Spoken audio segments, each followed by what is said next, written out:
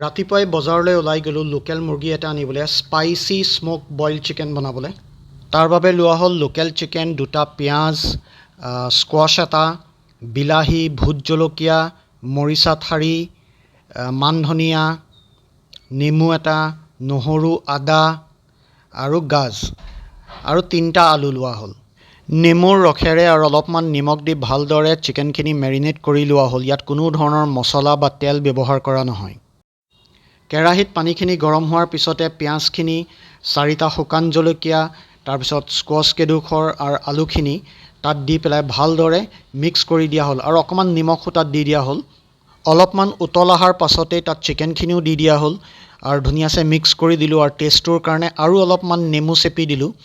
নেমু চেপাৰ পাছতেই আপোনাৰ যোনডাল মৰিচা ঠাৰি মই দেখুৱাইছিলোঁ, মৰিচা ঠাৰিডাল সৰু সৰুকৈ কাটি দিলোঁ, কাটি পেলাই ধুনীয়াছে মিক্স কৰি দিলোঁ আৰু ঢাকনি দি পেলাই সিজিবৰ কাৰণে গেছতে ৰাখিলোঁ। টেষ্টটো ভাল হ'বৰ কাৰণে গেছতে নহৰু, ভোট জলকীয়া, বিলাহী আৰু আদা গেছতে পুৰি ল'লোঁ।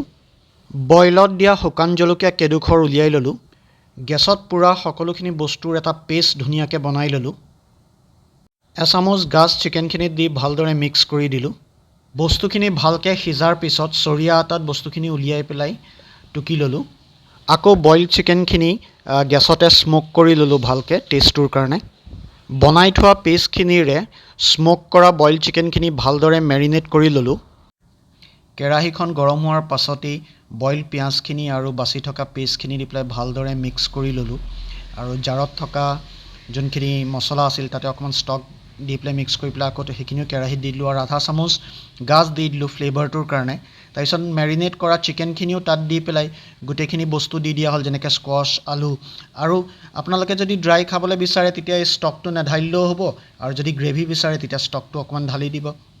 লাষ্টত মান ধনিয়া অলপমান কাটি দিয়া হ'ল আৰু আমাৰ smoke boil chicken recipe ready. Please try কৰি চাব, ৰেচিপিটো টেষ্টিও হয়, হেল্ডিও হয়।